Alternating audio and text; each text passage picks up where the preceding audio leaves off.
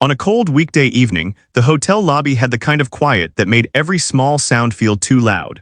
The chandelier lights were warm but soft, and the polished floor carried reflections of people who moved with tired, careful steps. A few business travelers sat with laptops open, tapping keys and glancing up only when the elevator doors opened. A couple near the fireplace spoke in low voices. Behind the front desk, the night staff worked with the calm rhythm of people used to late check-ins and quiet problems. Evan Mercer walked in carrying nothing but a worn backpack and a thin winter coat that had seen too many seasons. He did not look like someone who belonged to the place, and he knew it. His hair was slightly unkempt, his face pale from the weather, and his hands were rough in a way that came from work and worry rather than age. He paused near the entrance, letting his eyes adjust, then took a slow breath as if he were stepping into a memory instead of a building. He had not been inside a hotel like this in years. Not since the last tour with the restaurant band, when they played weekend sets in places that wanted background music but were too polite to admit it. That had ended the way many small jobs ended, with a polite phone call and a shorter schedule until there was no schedule at all. He had tried other things after that, work that paid enough to keep his rent from slipping too far behind, but nothing had replaced what his hands wanted to do when they touched piano keys. Music had always been the place where he could breathe. Tonight he did not come for work. He did not come for a room. He came because his younger sister had texted him earlier in the day with a message that felt like a final push. Dad is here at the Harbor Crest Hotel. He is with doctors and a private nurse. They are not telling me everything. Please come. Their father had been in absence for most of Evan's adult life. Not dead, not gone in a single clean way, just distant and complicated and proud. He had been a man who believed that mistakes should be hidden, that feelings were weakness, and that a family could be managed like a business. When Evan had chosen music instead of joining the family company, the break had been quiet but sharp. They still spoke sometimes, on birthdays and holidays, but each call felt like walking through a room full of fragile glass. Evan stood in the lobby looking for his sister. He did not see her. He checked his phone again, no new messages. He noticed a security guard by the entrance scanning the room with bored attention, and he kept his posture steady, trying not to look like someone who might be asked to leave. Then he saw the piano. It sat near a tall window that looked out onto the street. A black grand piano with a closed lid, clean and elegant, like a piece of furniture meant to represent wealth more than music. A small sign on the stand said it was available for guests. Evan stared at it longer than he meant to. It was the first piano he had seen up close in months. Most of the places he played now were bars with electric keyboards that had sticky keys and cheap speakers. This piano looked like it would respond to touch the way a real instrument should, like it would speak back. He was still deciding whether to walk toward it when he heard a small voice behind him. Evan. He turned and saw Leela, his sister, hurrying across the lobby. She was wrapped in a scarf and holding her phone tightly, as if she had been gripping it for hours. Her eyes were red, but she was trying to look controlled. She had always been better at control than he was. I did not know if you would come, she said. He nodded. I got your message. What is happening? Leela hesitated, looking toward the elevators, then back to him. He is upstairs in a private suite. Doctors are coming in and out. They told me it is a heart problem, but they are being careful with words. You know how he is, he does not want anyone to know. Evan felt a familiar frustration rise up, the old anger of being kept at a distance. Why is he at a hotel? Leela lowered her voice. He came into town for meetings. Then he collapsed in his car, but the driver brought him here instead of the hospital because he refused to be seen in public. He called his private doctor. They brought equipment. It is like he is trying to control the whole thing. Evan looked toward the elevators, so he is hiding in a luxury suite while he is sick. That sounds like him. Leela's eyes flashed. Please do not do that, not tonight, I just need you here. The tone of her voice softened him. He nodded again. Okay, I am here, do you want me to go up with you? She shook her head. Not yet, he asked for you but not in front of me. He asked the nurse if you were in town. I do not know what that means. He has not wanted you near him for years. It is strange. Evan felt a tightness in his chest that was not fear exactly, but something close to it. Maybe his father was afraid, maybe the control was slipping. Maybe the pride was not enough anymore. Leela took a breath. There is one more thing, he is not alone, someone important is here, I do not know why. There is a security detail on the floor. Evan frowned. Someone important like who? Leela glanced around as if she expected to be overheard. I heard one of the doctors say the name Marin Caldwell. I thought maybe it was someone from the company, but then I searched it and it is the same Marin Caldwell. The woman who runs Caldwell Health Systems, the one who is always in the news. Evan blinked. Why would she be here? Leela gave him a helpless look. I do not know, but she is upstairs. She walked past me like she belonged there. And when I asked the nurse if she was family, the nurse said she was a personal guest. Evan, I do not understand.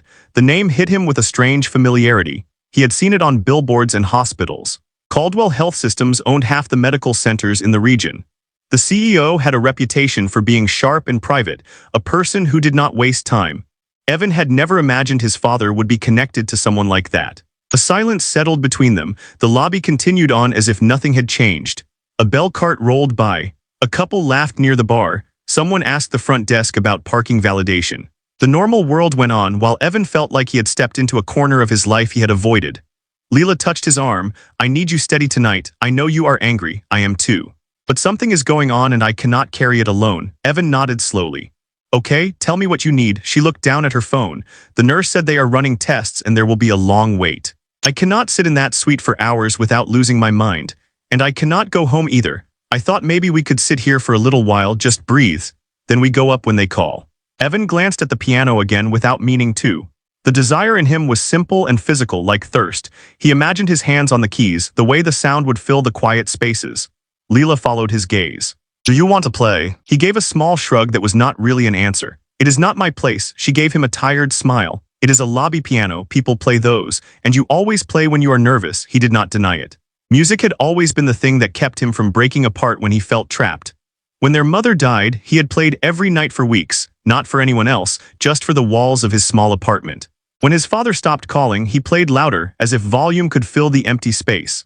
Evan walked toward the piano slowly, like he was approaching something sacred. He ran his fingers lightly over the polished edge, then lifted the lid. The keys were clean. He pressed one gently. The note rang out clear and full, not too bright, not too soft. It felt like the piano had been waiting. Some heads turned. Not sharply, just with mild curiosity. The lobby was quiet enough that even a single note could pull attention. Leela sat on a nearby couch, folding her hands in her lap. She watched him with the kind of look that said she was grateful he was here, even if she could not say it out loud. Evan sat on the bench, adjusted his posture and placed both hands on the keys. For a moment he did nothing. He listened to the room. He listened to his own breath. He listened for the courage to be seen. Then he began to play. He did not choose something flashy. He chose something simple and honest, a melody that sounded like someone walking home in the dark, like someone trying to remember a voice they had not heard in years.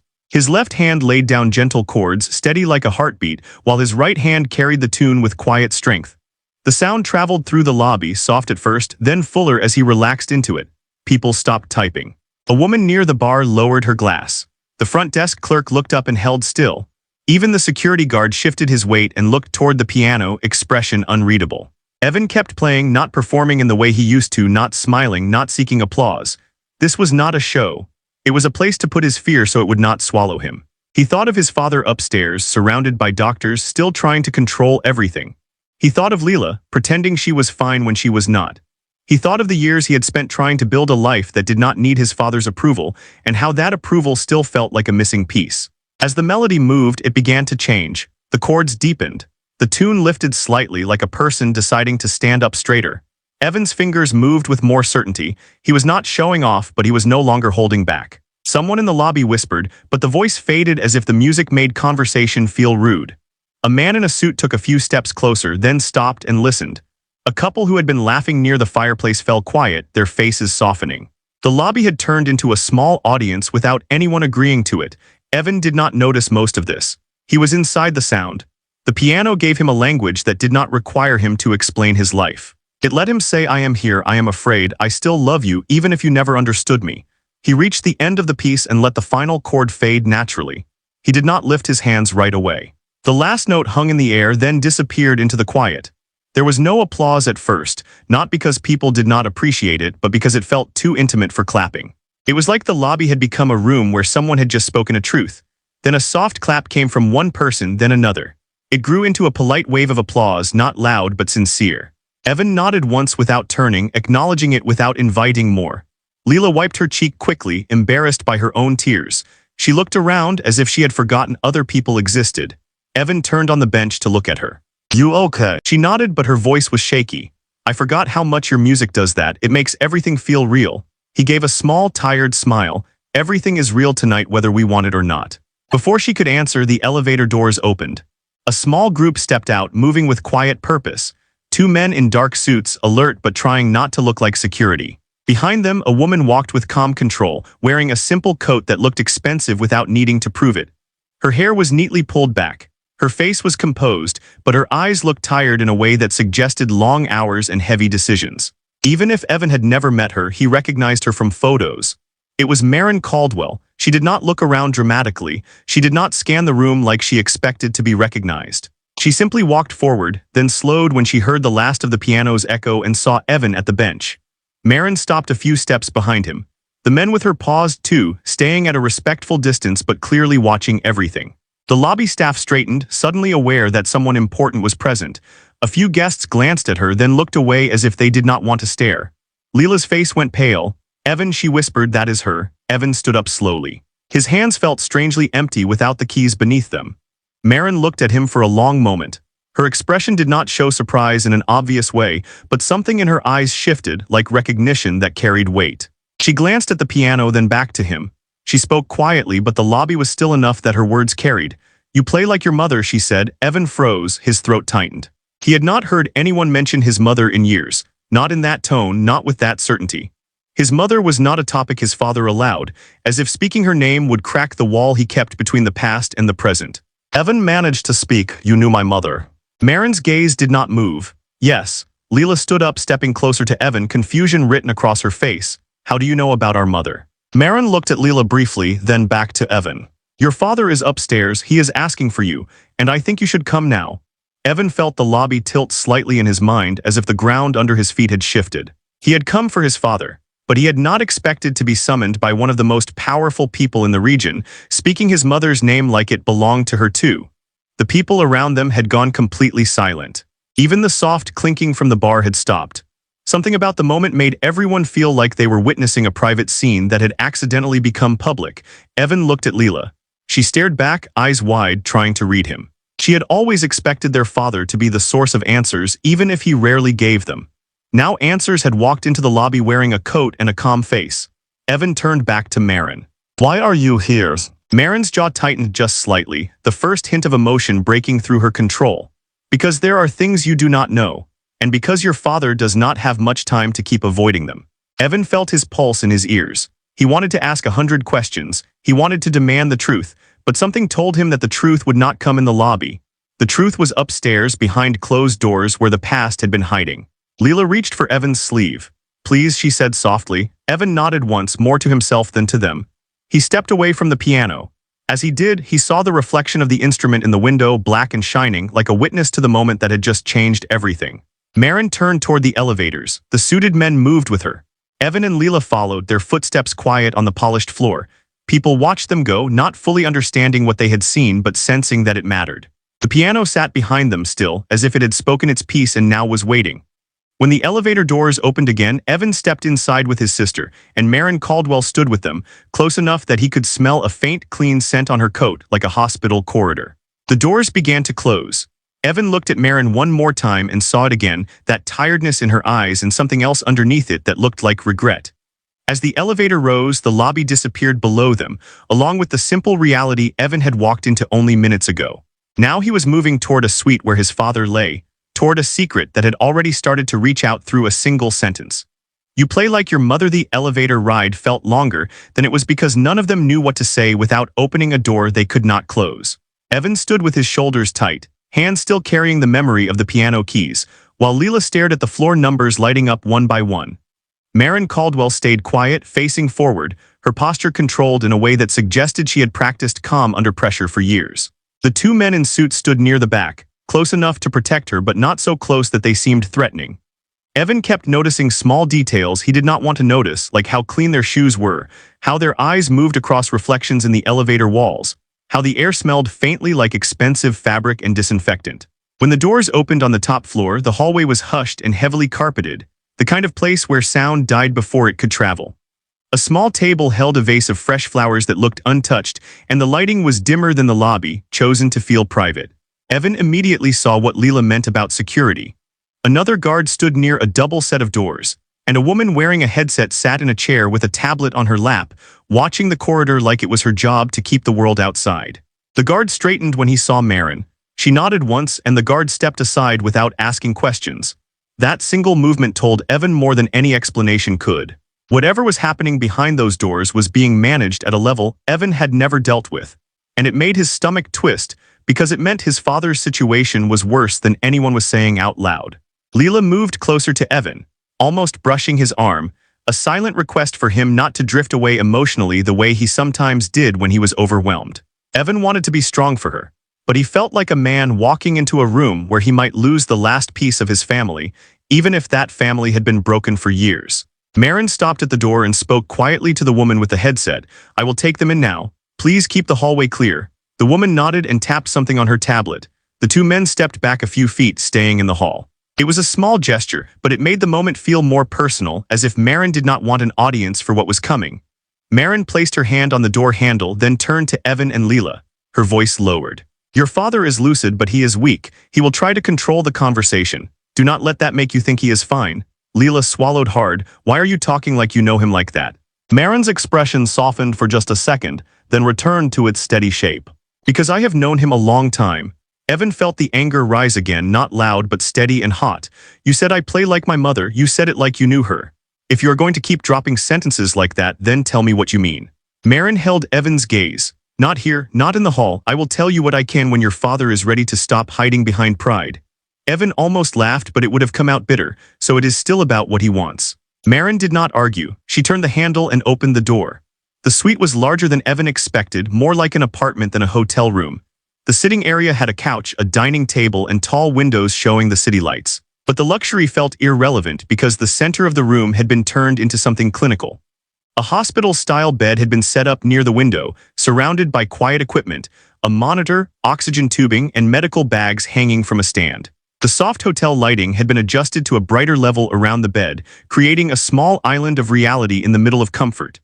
Their father lay propped up on pillows, thinner than Evan remembered, his skin pale, his hair combed back in a way that tried to suggest he was still himself. But his eyes told the truth. They were tired, not just physically but tired of carrying the weight of his own choices. A private nurse stood nearby, checking a chart. A doctor in a suit jacket, not scrubs, looked up from a tablet. The doctor's expression was professional but cautious, like he was aware he was watching a family moment, not just a patient. Leela moved first. "Dad," she said softly. Their father turned his head and the movement took effort. His gaze found her, and for a moment Evan saw something close to tenderness. Then the mask returned, the familiar tightness around his mouth that always said he was deciding what to reveal. "Lila," he said, "you should not be here so late." Leela's eyes filled again. "I am here because you scared me, because you collapsed and nobody told me anything clear." He exhaled slowly, as if even guilt cost him energy. "I did not want you worried." She took a step closer to the bed. "You did not want to be seen." The doctor cleared his throat gently. "Mr. Mercer, your blood pressure is stable for now, but we need rest. Too much stress is not good tonight." Their father gave a small nod that was meant to look cooperative. Then his eyes shifted past Leela and landed on Evan. Evan did not move right away. The distance between them was only a few steps, but it felt like years. He expected his father to look angry or proud or disappointed. Instead, his father looked relieved in a way that almost broke Evan's balance. Relief was not a look Evan associated with him. "Evan," his father said, "you came." Evan kept his voice even. "Leela asked me to." His father held his gaze a moment longer. "No," he said quietly, "you came because you heard me asking." Evan wanted to deny it. He wanted to say this did not change anything. But the truth was that hearing his father had asked for him did something inside him, something he had tried to bury for a long time. Leela looked between them, confused by the tension. Marin stood near the doorway, letting the family take the center, but Evan could feel her presence like a weight.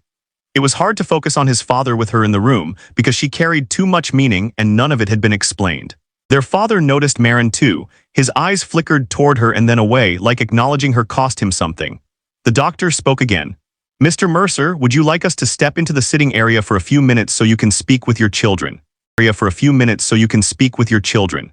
Their father hesitated, then nodded. "Yes, give us a moment." The nurse and doctor moved away quietly. Marin did not. She stayed by the door, arms at her sides, not hovering, not distant, simply there. Evan realized she was not there as a guest the way Leela had assumed. She was there like someone who had responsibility, like someone who had a reason to witness what would be said. Leela stared at Marin, then looked at their father. "Dad, who is she to us?" Their father closed his eyes briefly, as if he were choosing whether to lie one last time. When he opened them, his gaze went back to Evan. He did not answer Leila. He addressed Evan instead. As if Evan was the harder one to. Evan watched the doctor place the folder on the dining table like it weighed more than paper should. The suite was silent, except for the steady monitor sounds and the soft movement of the nurse arranging a pen and a small light so their father could read without straining. Leela stayed in the chair near the bed, her arms crossed tightly over her stomach, as if she was trying to hold herself together with pressure. Marin stood a little off to the side, close enough to guide the process but careful not to take over the room. It felt like everyone was waiting for the first page to open, because once it did, the past would stop being something they guessed about and become something they had to live with. Their father motioned weakly toward the table. Evan did not move right away. He looked at the folder and then at his father, trying to decide what kind of moment this was supposed to be: a reconciliation, a confession, a negotiation. But his father's face looked stripped down tonight, without the usual confidence, and Evan realized it was something else. It was a man trying to put his house in order before he ran out of time, not because he had suddenly become noble, but because fear finally forced him to stop pretending. Marin spoke to the doctor in a low voice and the doctor stepped back, giving them space while still staying close enough to intervene if the patient became unstable. The nurse opened the folder carefully, revealing documents arranged with colored tabs. Evan expected legal language and stiff phrasing, but he did not expect what came next. On the very top was a single sheet that looked different from the rest, slightly yellowed, like it had been kept separate for years. The handwriting across it was familiar. Evan had not seen it since he was a teenager, but he knew it instantly. It was his mother S. Leela made a small sound, almost like her breath caught. She leaned forward as if pulled by gravity. "Dad," she whispered, "why do you have that?" Their father's eyes stayed on the paper as if he was looking at a photograph. "Because I could not throw it away," he said, "and because I could not give it to you without admitting what I did." Evan stepped to the table and stared down at the page. The writing was careful and neat, the kind his mother used when she wrote shopping lists and music notes and the small reminders she taped to the fridge. But this was not a list. This was a letter. He did not want to read it aloud. He did not want to make their private grief public in front of Marin and the medical staff. But he also knew Leela needed to hear it, and he knew his father was asking for this moment in the only way he could. Marin moved closer and spoke gently, her voice different now, less corporate, more human. "If you want privacy, the doctor and nurse can step into the sitting room for a few minutes. I can also step out if you prefer." Their father shook his head slightly. "No, stay, you have earned the right to be here." That sentence hit Evan hard. His father did not hand out respect easily. If he was telling Marin she had earned it, then whatever bond existed between Marin and his mother had gone deeper than a professional promise. The doctor looked at the nurse, and they both stepped away to the far side of the suite, still attentive but no longer hovering. The door between the bedroom area and sitting area stayed open, but the distance created a pocket of privacy. Evan lifted the letter with both hands like it might tear. His fingers trembled and he hated that they trembled. He cleared his throat once, then began to read in a steady voice, forcing each sentence to come out clean. His mother wrote about how she loved them in a simple way that did not try to impress anyone. She wrote that she was proud of Evan for following music even when it was uncertain. She wrote that she was proud of Leela for being thoughtful and brave in quieter ways. She apologized for the pain her illness had caused, not because she believed she had chosen it, but because she knew what it did to a family. Then the letter shifted and the words became firmer. She wrote that their father was not a cruel man, but he was a stubborn one, and his stubbornness could become harm if nobody stopped it. She wrote that she had set aside funds for both children, and that the funds were meant to be theirs without conditions. She wrote that Evan should never be forced back into a life that did not fit him, and that Leela should never feel trapped by loyalty or obligation. She wrote that if their father tried to control the money, she wanted Marin Caldwell to have authority to intervene and protect the intent of the gift. Evan felt his mouth go dry. He kept reading, but his eyes blurred. Leela covered her face with one hand and shook silently, her shoulders moving in small waves. Their father stared at the ceiling as if he could not bear to watch their reaction, but he also could not look away from the truth anymore. When Evan reached the last lines, his mother wrote something that made his voice falter. She wrote that music was how Evan survived, and she hoped he would never let shame steal it from him. She wrote that family was not just blood, it was the people who protected your spirit when you could not protect it yourself. She thanked Marin for being that kind of person. She ended the letter with love and a date. Evan lowered the paper slowly. The room stayed quiet, no one rushed to fill it. Even the monitor beeps felt softer, like they were part of the background and not an interruption. Leela finally looked up, her eyes wet and angry. "So you knew she wanted this," she said to their father. "You knew she wanted a safe. And you still took control." Their father's voice was hoarse. "I told myself I was keeping it safe. I told myself I was protecting you from yourselves." Evan turned toward him, unable to keep the edge from his voice. "You were protecting yourself. You were protecting your image of being the only one who knows best. Their father's eyes flicked toward Evan. There was no defense left in them. Yes, he said, I was. Marin did not speak, but Evan noticed her hands had tightened slightly at her sides. Her calm was not cold, it was restraint. It looked like she had been waiting for these words for years and hated that they had come in a room where a man might die. Leela stood up suddenly and walked toward the window. She did not run, but her steps were sharp. She stared out at the city lights, blinking hard, then turned back. How much did you keep from us? Their father swallowed. Enough that I am ashamed. Leela's voice rose just a little, still controlled. Then tell us everything, not just what you think we can handle. He exhaled and looked at Marin. She nodded again like she was telling him it was time. Their father spoke slowly. After your mother died, the company was under pressure. I made deals that required collateral. I used assets that were not mine alone to use. I told myself it was temporary. But the money she set aside for you became part of what kept the business stable. I could have replaced it later. I should have replaced it later. I did not. Evan felt his stomach drop. It was worse than stubbornness. It was theft with a suit and a justification. Leela's face drained of color. You used what she left us to hold up the company. Their father did not look away. Yes, the word landed like a blow. Evan felt an old memory rise, not fully formed, just the sense of his father's voice in the past telling him that music was irresponsible, that Evan needed to be practical, that the family needed stability. Evan had believed it was about values. Now he saw it was also about control and about money that his father did not want to admit he had touched. Evan forced himself to breathe. So where is it now? Marin answered before their father could, her tone measured. Some is still intact. Some was used and never restored. Some was tied into investments that can be unwound but not instantly. Your father has agreed to sign a legally binding correction tonight. It is not perfect, but it is a start. Evan stared at her. Agreed or forced? Marin held his gaze without flinching. Agreed. For the first time, he asked me what the right thing would be instead of telling me what he planned to do. Their father looked exhausted. I do not want my last weeks to be full of lawsuits and headlines. I want my children to have what she intended, and I want them to know I am sorry. Leela turned back to the bed and her voice broke. Sorry does not give me back the years I spent trying to earn your approval. Sorry does not give Evan back the time he lived like he had to struggle because you wanted him to learn a lesson. Their father's eyes closed. I know, Evan felt something shift inside him. It was not forgiveness. It was the recognition that anger alone could not carry him through what was coming. If his father died, Evan did not want his last memories to be only shouting. But he also could not pretend he was fine.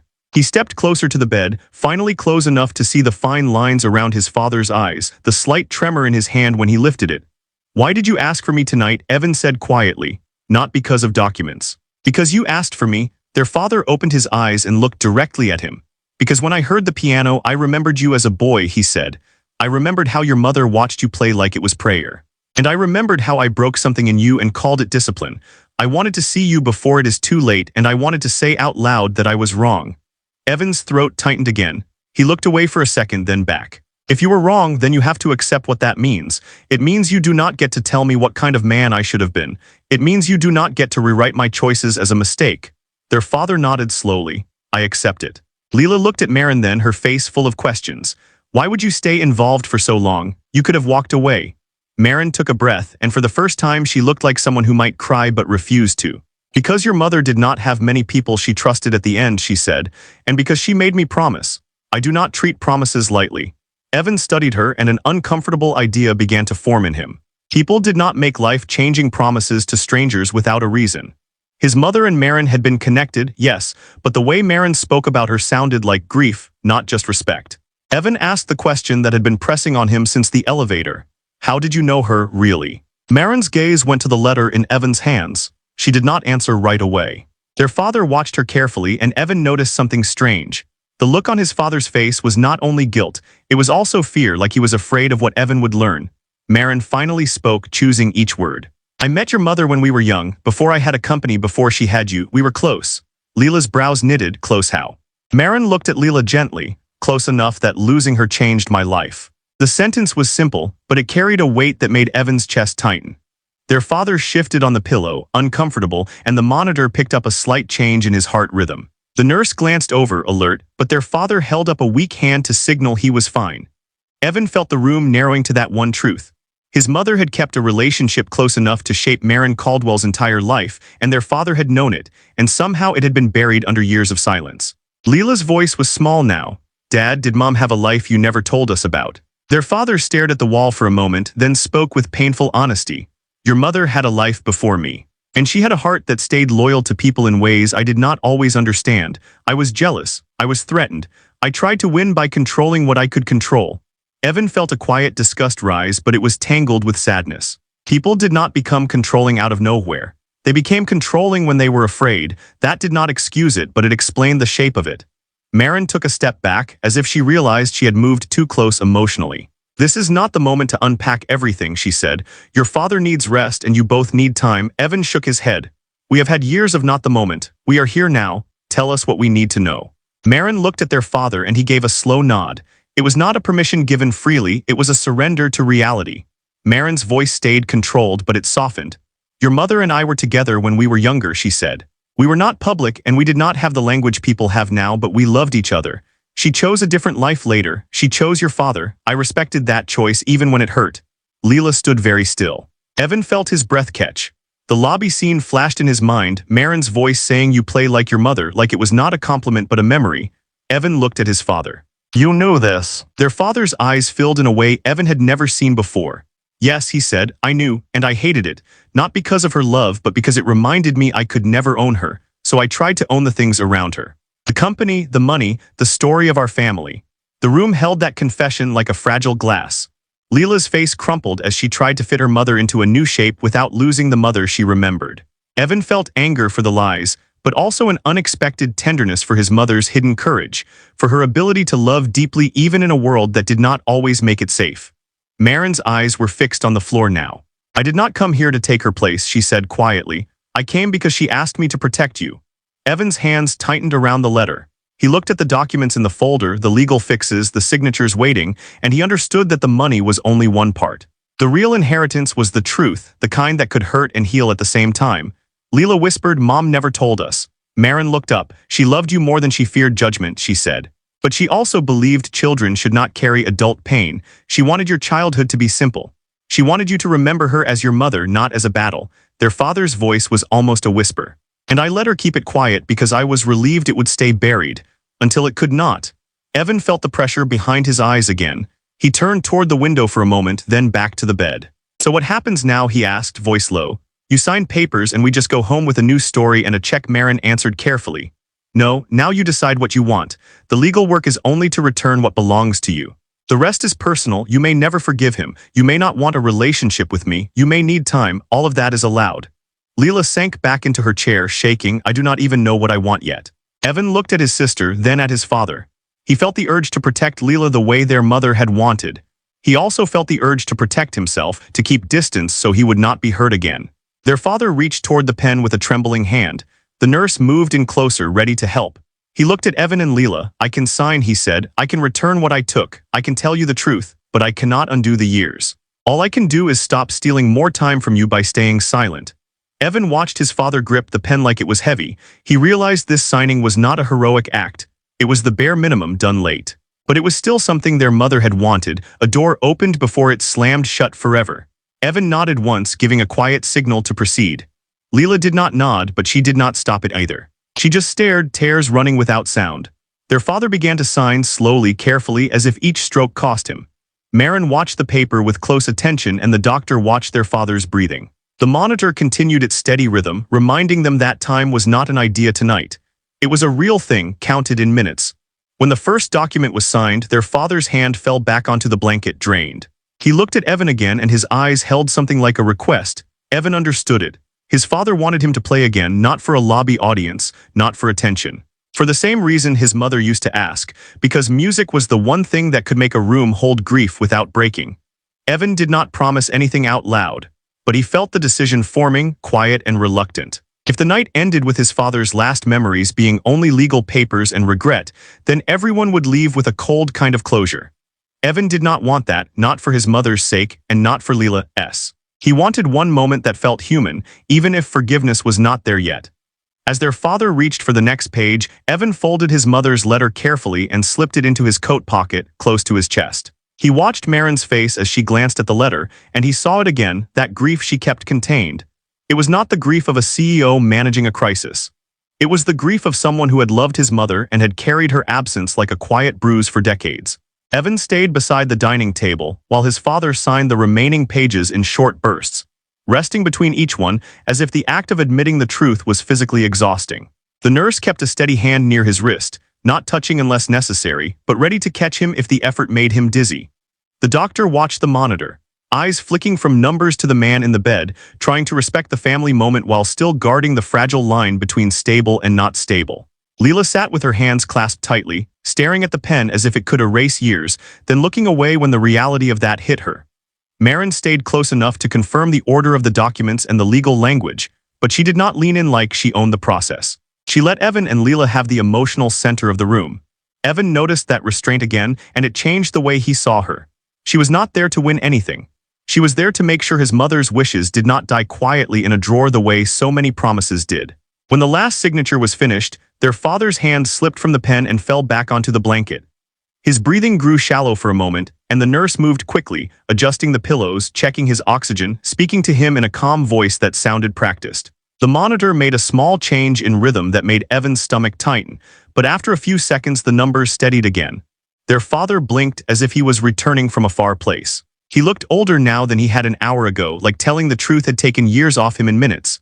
The doctor stepped in closer. "Mr. Mercer, you need rest now. No more conversation for a while." Their father gave a weak nod. Then his eyes moved to Evan with a quiet insistence that felt more vulnerable than any apology. Evan knew what he was asking without words. He was asking for music, not as entertainment, but as a kind of comfort that he did not know how to ask for properly. The truth was that Evan wanted it too. Not for his father's sake alone, but for Layla and for himself, and for the memory of their mother that now felt present in the room in a way that was almost unbearable.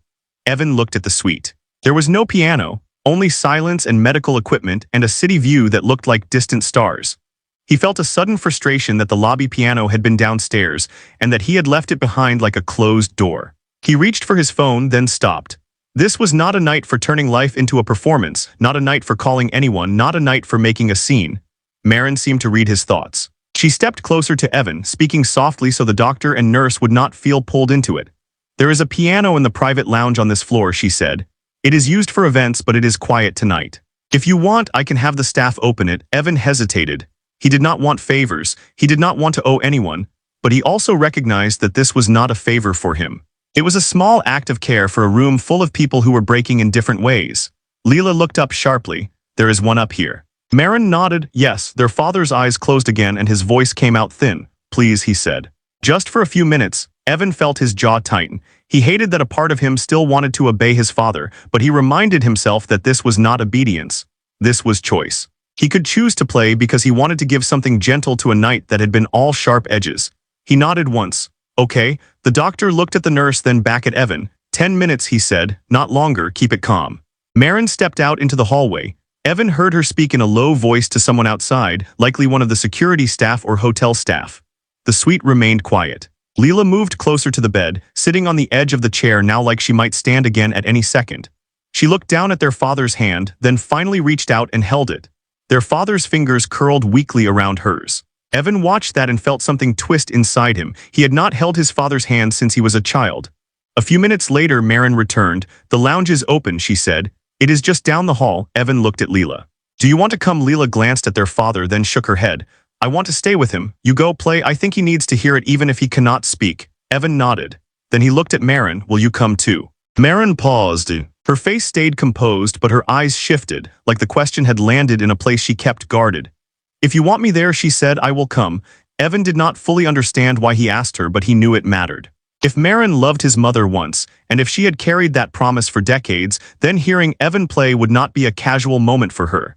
It would be something else, something closer to grief. Evan did not want her pushed out into the hallway again, reduced to the role of powerful stranger, when the truth was she had been part of his mother's life in a way he was still trying to absorb. They walked together down the quiet carpeted corridor. The security presence remained, but it felt less intense now, more like a protective shell that had softened. The lounge door was open, and inside the lighting was dim and warm. Chairs were arranged along one wall, and at the far end stood a grand piano, its lid raised, waiting. Evan approached it slowly. He could smell the faint scent of polished wood. It looked cared for, more used than the lobby piano, like it had been played for real events and real evenings, not just decoration. He sat on the bench and placed his hands on the keys. The first note he pressed sounded deeper than the lobby piano, rounder, as if the room itself was built to hold music. He did not play the same melody as before. That had belonged to the moment in the lobby, the moment of being noticed. This time he played something quieter, almost like a lullaby, simple chords that moved with patience. He imagined his father in the suite hearing it through the hallway and the open door, the notes traveling like a soft hand over a fevered forehead. He imagined his mother sitting in the kitchen long ago, listening to him practice, her eyes warm, her mouth relaxed into a small smile. He let himself remember her without rushing away from the pain. Maren sat in one of the chairs near the wall. She did not watch Evan like an audience member. She watched him like a person witnessing a memory return. Her posture stayed straight, but her hands were clasped together tightly in her lap. Evan could sense her trying to keep control of what she felt, not because she wanted to appear strong, but because she did not want to make the night about her. The music filled the lounge and softened the edges of everything. Evan kept it steady and gentle. He avoided dramatic changes, avoided anything that would feel like a performance. He played as if he were speaking in a low voice to a sleeping child, as if any harsh note would wake something fragile and scared. After a few minutes, Evan heard footsteps in the hall. He did not stop playing, but he glanced up briefly. One of the suited men stood in the doorway, not entering, just listening. His face was unreadable, but he did not move away. Then another person appeared behind him, a hotel staff member also standing still. Evan realized that once again people were stopping. Not because they recognized him, but because quiet, honest music could still interrupt a world full of schedules. Evan kept his focus on the keys. He let the melody repeat and deepen slightly, like a breath becoming calmer with each cycle. Then he felt something shift in the room, and he knew without looking that Maren had begun to cry. Not loudly. Not dramatically. Just tears slipping down while she stayed silent, as if she had been holding them back for years, and the sound finally gave her permission to let go. Evan's chest tightened and his fingers almost faltered, but he kept playing. He understood that her tears were not asking him to stop. They were an answer, a human response to a life that had been complicated and hidden and unfinished. When he reached a natural ending, he let the final chord fade fully, then removed his hands from the keys. The lounge remained quiet. Even the suited man in the doorway did not move. Evan turned slightly on the bench. Maren wiped her face quickly, embarrassed, her control returning in small steps. "I am sorry," she said. Evan shook his head. "Do not be." She drew a slow breath. "She used to hum when she cooked," Maren said. "Not full songs, just little pieces. And when you played, it sounded like that. Like her being alive in the room without trying to prove anything." Evan swallowed hard. "I do not remember that." Maren looked down at her hands. "You were young when she stopped having energy," she said. "It makes sense.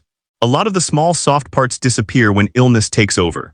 Evan felt anger flash again, not at Maren, but at the loss itself, at all the years he had lived without knowing how loved his mother had been, and without understanding why his father's control had felt so desperate. He spoke carefully. "If you loved her, why did you stay away?" Maren's answer came slowly, and it sounded like the truth. "Because she asked me to," she said. "She wanted peace. She wanted you and Leela protected from conflict. She believed your father could still be a good father if he was not publicly challenged. She made a choice that was partly love and partly hope." Evan stared at the piano lid, trying to accept that his mother had managed her life with more intention than he ever realized. And he felt something else too, a fear that the new truth would become a new kind of burden. He did not want to carry his mother's private life like a secret he had to defend. He wanted it to feel normal, like a human story, not a scandal. Maren seemed to sense that. She lifted her eyes to him. "You do not owe anyone an explanation about her," she said. "Not the public, not your father's company, not anyone. If you want to keep this private, I will keep it private. If you want to talk about it someday, I will follow your lead." Evan nodded slightly, grateful in spite of himself. They sat in silence for a moment, the kind that did not demand words. Then Evan stood up and closed the piano lid gently, careful not to let it slam. The sound of the lid settling felt final in a way that made him uneasy. Maren rose too. "We should go back," she said. "He will have heard enough. More might tire him." Evan walked beside her down the hall. He noticed that the suited man stepped aside for her again, but this time Evan saw something different in it. It was not just deference to power. It was protection of a person who had just been human in front of strangers. When they returned to the suite, Leela looked up immediately. "Did you play?" Evan nodded, "Yes." Leela's eyes filled again, but her face softened. "Good." Their father lay with eyes closed, his breathing calmer now. The nurse adjusted a blanket and gave Evan a small nod that felt like approval without words. The doctor checked the monitor and seemed satisfied. Evan moved closer to the bed and looked at his father. He did not know whether his father was awake enough to understand, but he spoke anyway, quietly. "I played because I wanted to. Not because you asked." His father's lips moved slightly and a whisper came out. "Thank you." Evan felt the weight of that thank you. It did not erase anything, but it was a crack in a wall that had been solid for years. Marin stood near the doorway again, giving the family space. Leela kept holding their father's hand.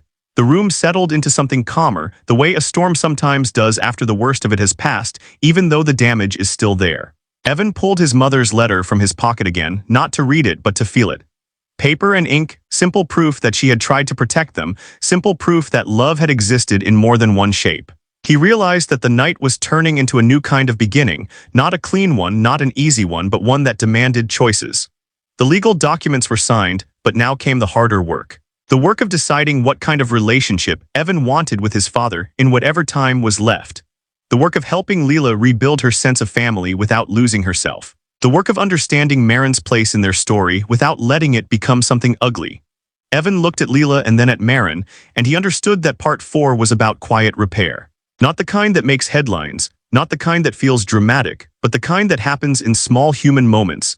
In a hallway lounge with a piano, in a suite where a proud man finally ran out of strength to keep lying. And for the first time that night, Evan allowed himself to believe that the truth might not only break them, it might also free them.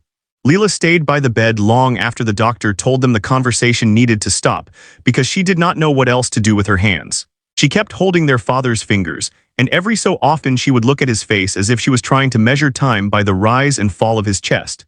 Their father drifted in and out, sometimes opening his eyes for a second, sometimes whispering something that did not form into a full sentence. The nurse moved around the bed with quiet competence, adjusting a monitor lead, checking his pulse, lowering the room lights.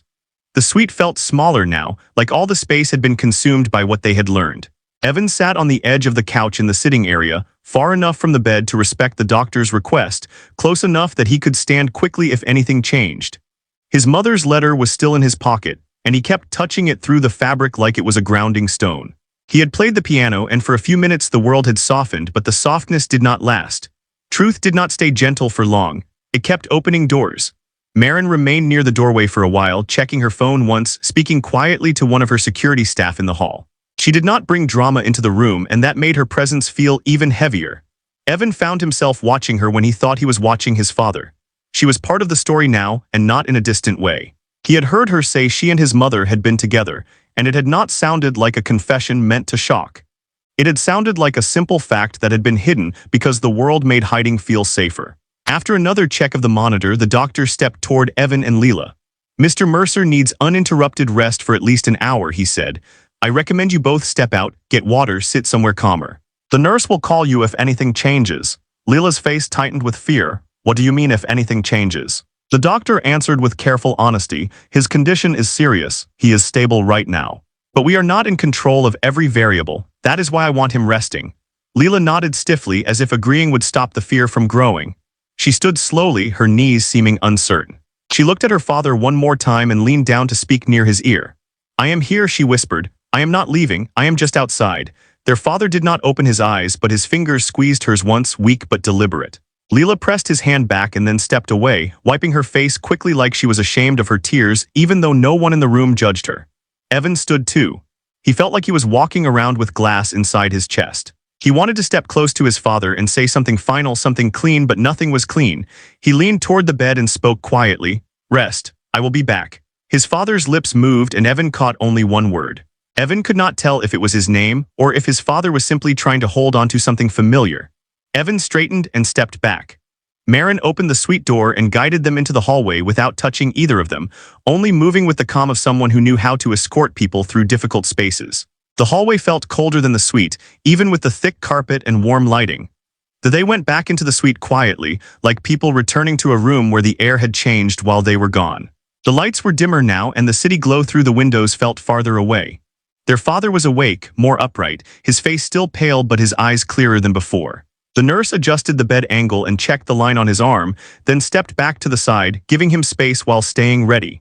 The doctor stood near the sitting area, arms folded loosely, watching with the calm tension of someone who has seen many families reach for words too late. Leela moved to the bed first again, as if her body had chosen a role before her mind could catch up. She took his hand and held it more firmly this time. Evan stayed a step behind her, not because he was afraid, but because he was trying to keep himself steady. Marin stood near the door, not entering fully into the center of the room, her presence quiet but undeniable. Their father looked at all three of them, and something in his face suggested he had made a decision while he rested. He swallowed, then spoke in a voice that was weak but deliberate. "I asked you back because I need to say something that will not fit in papers." Leela nodded, eyes shining, "Then say it." His gaze landed on Evan's. "Evan, I am sorry for how I treated your music," he said. "I convinced myself it was selfish. I convinced myself it was you running away, but it was you being who you are. And I punished you for it because I was afraid you would be happy without me." Evan felt the words hit like a hard truth he had never allowed himself to name. He had always thought his father wanted him to fail at music because he believed music was foolish. But hearing his father admit envy and fear, not logic, made the old wound feel sharper and also strangely clearer. Evan kept his voice low. "Why would you be afraid of that?" Their father stared at the blanket for a moment, then back at him. "Because your mother could be happy without me too," he said, "and that terrified me. I spent my life building things so I could feel necessary. The company, the house, the rules. I wanted to be the center. But your mother did not live like that. She loved you and she loved Layla and she loved music and she loved people. She did not make one person her whole world." Leela's breath caught. "Dad." He squeezed her hand faintly. "Layla," he said, "you always tried to keep peace. You always tried to be the bridge between me and Evan. I used that. I leaned on you because you were reliable. I made you feel responsible for my moods. That was wrong." Leela's face crumpled, and she shook her head as if she wanted to deny it but could not. "I just wanted us to be a family," she whispered. Their father blinked slowly, eyes wet. "I know." Evan felt his own throat tighten. He wanted to stay firm. He wanted to keep boundaries. But it was hard to stand fully armored in front of a man who finally sounded honest, even if honesty had arrived late. Their father shifted slightly and looked toward Marin. "Marin," he said. Marin stepped closer, stopping several feet from the bed. "Yes." Their father's voice turned rougher, like saying her name cost him pride. "I want you to hear me say it," he said. "I hated you for years because you reminded me of what I could not control. But you did not take her from me. I pushed her away in 100 small ways and then blamed everyone else for the distance.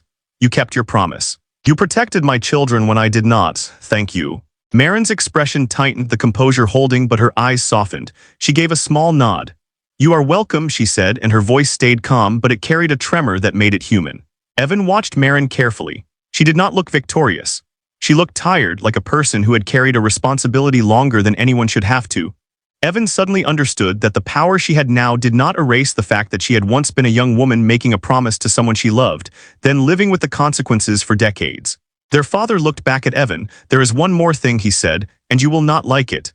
But you need to hear it from me, not from lawyers after I am gone." Evan felt his stomach tighten. "Say it." Their father swallowed again. "The money I used was not the only thing I touched," he said. "I also changed the way her story was recorded in the family. I removed people from her life. I made sure certain photos were not kept where you would find them. I convinced myself I was protecting you from confusion. But the truth is I was protecting myself from shame." Leela's voice rose slightly, still controlled but sharp with pain. "You erased parts of Mom." Their father closed his eyes for a moment. "Yes." Evan felt anger flare, quick and hot. "That was her life," he said. "That was our right to know her." Their father opened his eyes again and the honesty stayed. "I know. That is why I asked for you tonight. There is a box in the safe at my office. I want it given to you, Evan, not the company, not the board, you. It contains what I hid." Evan stared at him. "Why me?" "Because you will not use it to protect an image," his father said. "You will use it to tell the truth, or you will burn it if you decide it is no one's business. But you will decide from love, not fear." Evan felt the weight of that responsibility land in his chest. He did not want another task handed down by his father. But this was not a task in the usual sense. It was a final attempt to return something that had been stolen, not money, but memory. Leela looked at Evan, her eyes wide. "A box." Evan nodded slowly, still watching their father. "What is inside?"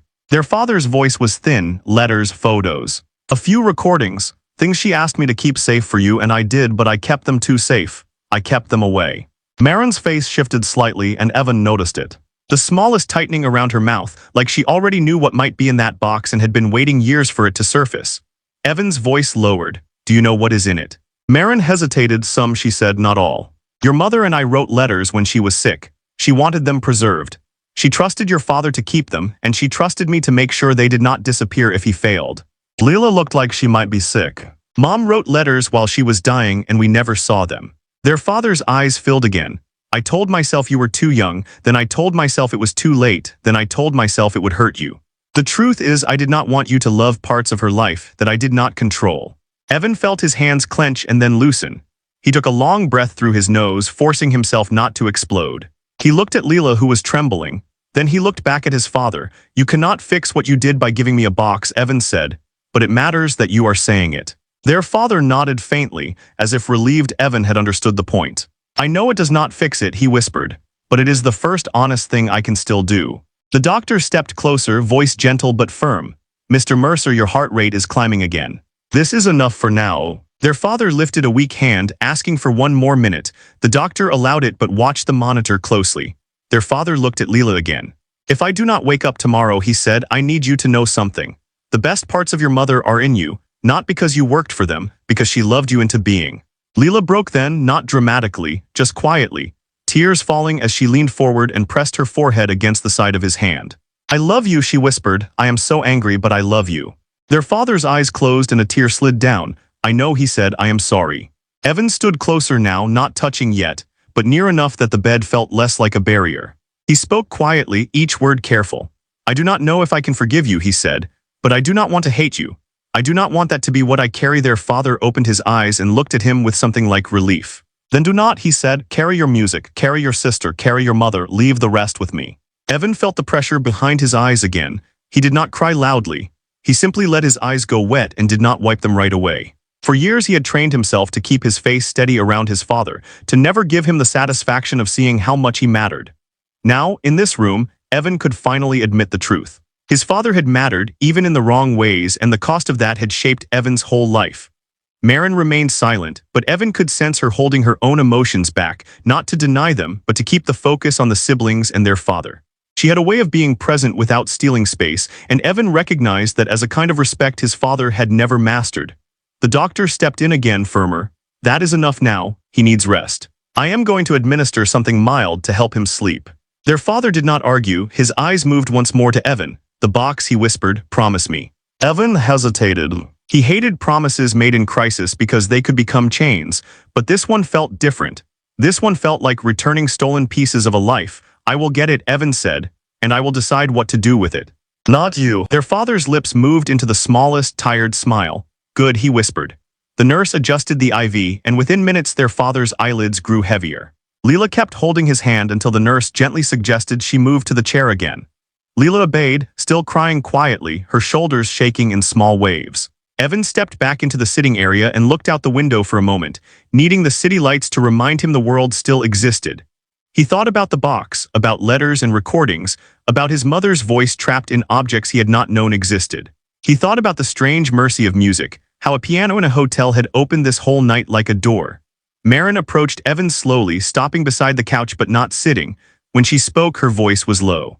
I am sorry you are learning this in a crisis, she said. You deserve to learn it gently. Evan nodded without looking at her. Did she ever talk about us to you, he asked, when she was sick. Marin's breath caught slightly, then steadied. Yes, she said, she talked about you both constantly. She worried about you, she admired you. She laughed about small things you did, things only a mother finds funny. Evan finally looked at Marin's. And you kept that to yourself for years. Marin nodded because it was hers to give, she said. I can share it if you want now, but only if it helps. Not if it hurts. Evan felt the heaviness in his chest shift into something else, still painful but less sharp. He nodded once. I want to hear it someday, he said. Not tonight, but some. Marin's eyes softened. Whenever you are ready, she said. In the quiet that followed, Evan realized part 6 was the part where the story stopped being only about a shocking recognition in a lobby and became about inheritance in the deepest sense. Not money, not power, but the right to know who his mother was and the right to decide what to do with that knowledge. It was also the part where his father, finally stripped of control, asked to be remembered not as a villain or a hero, but as a flawed man who waited too long to choose truth. And as their father slipped into sleep, Evan sat beside Leela and held her shoulder lightly, steadying her the way he had always wanted to. The night was not over yet, but something had shifted. They were no longer trapped in the story their father wrote. They were finally holding the pen themselves. They were finally holding the pen themselves.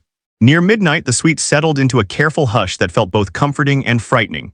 The doctor had dimmed the lights and given the nurse clear instructions, and the room took on the soft rhythm of medical vigilance, quiet checks, slow footsteps, and the occasional whisper into a phone. Their father slept, but not deeply. His breathing was steady, then shallow, then steady again, like his body was negotiating with itself. Leela sat in the same chair, refusing to leave his side, her hand resting on the edge of the blanket as if she could keep him anchored by touch alone. Evan sat on the couch with his elbows on his knees, staring at the carpet without really seeing it. He felt emptied out, like he had poured everything into the music and the arguments and the revelations, and had nothing left except the need to keep going. Every few minutes, his mind returned to the box in the safe at his father's office. It was not the idea of money that haunted him now. It was the idea of his mother's voice inside a recording, of her handwriting in letters he had never read, of photographs that could show parts of her life he never knew existed. He tried to imagine opening that box and felt both hunger and dread, as if the truth could feed him and cut him at the same time. Maren remained in the sitting area too, but she kept her distance, seated nearer to the door. She had taken a few calls earlier in the hallway, speaking in low tones with a kind of authority Evan recognized from people who were used to solving problems quickly. Now she was quiet again. She looked tired in a way that had nothing to do with work. Her eyes stayed on the floor more than the room, like she was holding herself back from watching their father too closely. Evan understood then that she was carrying her own private conflict. She had come because of a promise, yes, but promises did not explain everything in her face. Grief did. After a long stretch of silence, the nurse approached Evan and spoke softly. "Mr. Mercer's heart rate is stable. If you need to step out for a short while, now would be the safest time. We will call immediately if anything changes." Evan nodded, but he did not stand. He glanced at Leela. She had not moved in what felt like hours. Her eyes were open but unfocused, the way eyes look when a person is running through memories like a film they cannot pause. Evan knew she was thinking about childhood, about their mother's hands, about their father's rules, about the way she had tried to be good enough to hold the family together. He also knew she was thinking about what she had said earlier, that she did not want her last words to their father to be anger. That kind of thought could make a person feel trapped, because it demanded something pure in a moment that was not pure. Evan stood and walked quietly to her chair. He crouched down so his voice would not carry. "You should sleep for a little while," he said. Leela shook her head immediately. "If he wakes up and I am asleep." Evan looked toward the bed. Their father's face was turned slightly to the side, mouth open just enough to show the effort of breathing. The man who had once filled rooms with certainty now looked small and breakable. Evan turned back to Leela. "If he wakes up, I will wake you," he said. "You cannot keep your body running on fear. It will betray you." Leela's jaw tightened, but then her eyes softened. "I do not know how to do this," she whispered. Evan felt his own throat tighten. "Neither do I," he said, "but you do not have to do it alone." The change came just before dawn, not as a dramatic collapse but as a slow shift that everyone in the room felt before the monitor confirmed it. The nurse's posture tightened, the kind of subtle movement that said she had seen this pattern before. The steady rhythm began to wobble, then settle, then wobble again. The doctor stepped closer, eyes on the numbers, voice quiet but firm as he gave instructions that sounded calm only because he had learned how to keep fear out of his tone. Leela stood so fast her chair scraped the floor, then froze because she did not know where to put herself. Evan moved to her instinctively, not touching yet, just close enough that she would not feel alone in the open space. Their father's eyes fluttered, then opened. He looked confused for a moment, then aware. The awareness did not look like panic, it looked like tired acceptance. The doctor spoke to him in a gentle voice, explaining they were going to transfer him to the hospital because the safest option was a cardiac unit with full support. Their father did not argue. He only nodded faintly, then looked at Leela, then Evan, as if he was taking inventory of faces he wanted to keep. Maren had already stepped into motion without turning the room into a command center. She spoke quietly into her phone in the hallway, then returned with a short update. The ambulance was on the way, the elevator would be held, the route would be clear. She asked Evan and Leela one simple question: which hospital do you want? And when the doctor named the facility that matched the equipment they needed, she nodded as if the decision was now locked in and they could stop wasting emotional energy on logistics. The next 15 minutes felt like hours. The suite filled with new footsteps and controlled urgency. 2 paramedics entered with a stretcher, voices low, movements efficient. The nurse gave them a quick report. The doctor signed off on the transfer. The suited security men stayed out of the way but ready, watching the hallway rather than the family, keeping strangers from wandering into a moment that did not belong to them. Leela hovered near the bed, crying silently, wiping her face again and again as if she could erase the fact that her father might not come back to this room. Evan watched her and felt the old protective instinct rise, mixed with something he did not expect, a tenderness toward his father that arrived too late to be simple. He did not forgive the lies. He did not forget what had been taken. But standing there, watching his father's life narrowed to tubes and blankets and a heart that would not obey, Evan could not deny that he still wanted him to live. When the paramedics began moving their father onto the stretcher, their father's hand lifted weakly off the blanket, reaching toward the edge of the world he was leaving. Leela grabbed it gently, pressing her forehead down for a second, as if she could pour love into him through skin contact alone. Evan stepped closer and took the other side of his father's hand, careful not to pull, just holding. His father's eyes found him, his lips moved. Evan leaned in. What? Their father's voice was barely there, but Evan caught it. Play, his father whispered, not for me, for you. Evan's throat tightened so hard he could barely breathe. He nodded once because words would have broken him. Then their father looked past Evan toward Maren. She stepped closer, stopping at the same respectful distance she had kept all night. Their father stared at her with something like apology and gratitude tangled together, then his eyes closed again. Maren's face stayed composed, but the muscles in her jaw tightened, and Evan saw her swallow as if she were holding back a sound that would not be useful. The stretcher rolled out into the hallway. Leela walked beside it, gripping the rail, refusing to let go. Evan followed on the other side. Maren followed behind, a steady shadow, making sure doors opened and people moved and no one turned this into a spectacle. The elevator arrived and held. The suited men stepped in first, not as a threat, but as a shield against a world that did not understand what it was about to witness. When they reached the lobby, it looked different than before, even though it was the same marble floor and warm lights. The quiet, early morning air made the space feel emptier and more honest. A few guests looked up from their phones and then looked away, sensing the privacy of what was happening. The front desk clerk stood still, hands folded, watching without curiosity. Even the lobby piano sat there like an object with memory, its glossy surface reflecting the stretcher as it passed. Evan's gaze flicked to the piano for one brief second, and he felt the strange loop of the night closing in on itself. He had come into this lobby hoping to find answers. He had played to calm his fear. The music had pulled a hidden truth into the open. Now he was leaving the same lobby with his father between life and death, and his mother's real story finally in his hands. Outside, the ambulance doors opened. The air was colder than Evan expected, and the light had the pale gray color of a day that had not decided what it would be. Leela climbed into the ambulance with the paramedics' guidance. Evan stood on the sidewalk for a moment, watching, feeling helpless in a way he hated. Maren stepped to his side. Go behind them, she said quietly. I will follow and handle what needs handling. Evan nodded. He did not thank her with words this time. He gave her a look that said he understood what she had carried and what she was still carrying. She returned the look briefly, then turned away to take another call, already making space for Evan to do the only thing that could not be delegated, to be a brother and a son. Evan drove behind the ambulance in silence. He kept both hands on the wheel as if grip could translate into control. He tried not to imagine the worst.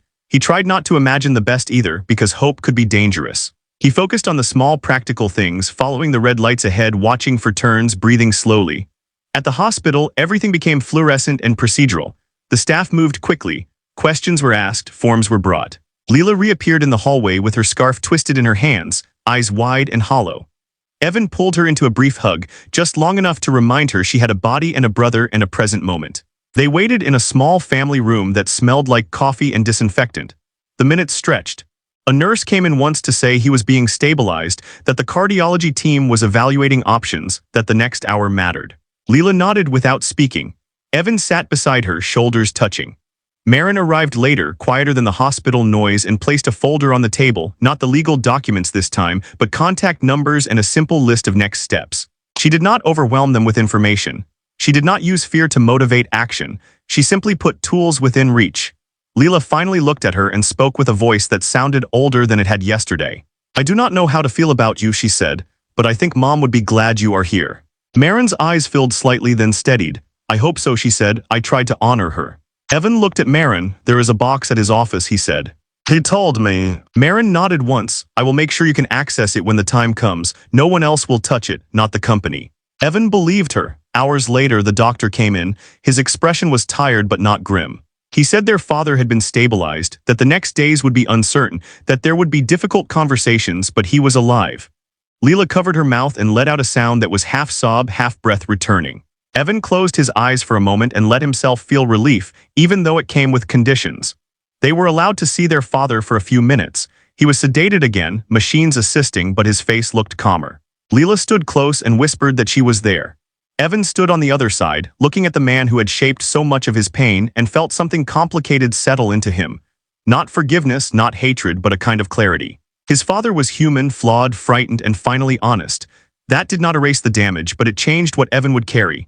When they left the room, Evan and Leela stood in the hallway under harsh lights. Leela leaned her head against the wall, eyes closed. Evan looked at her and then at Marin. I am going to get that box, Evan said, not to make a statement, not to punish anyone. I want to know her fully. I want to hear her voice. I want to keep what matters and let the rest go. Marin nodded. That is what she wanted, she said, your choice. Later that day, after Leela finally agreed to sleep for an hour in a waiting room chair, Evan stepped out of the hospital for fresh air. The sky was brighter now, the world moving like it always did, cars passing, people walking with coffee cups, strangers living inside their own problems. Evan stood there and realized something simple. The night had started with him playing alone in a lobby, feeling like a man who did not belong anywhere.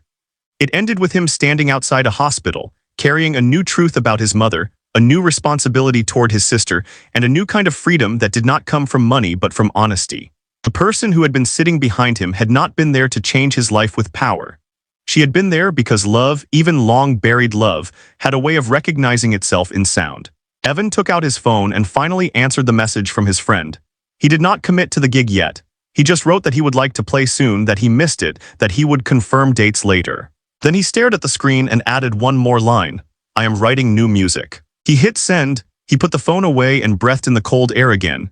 He did not know what would happen to his father. He did not know how the company would react. He did not know how long it would take Leela to heal or how long it would take him to stop flinching at old memories.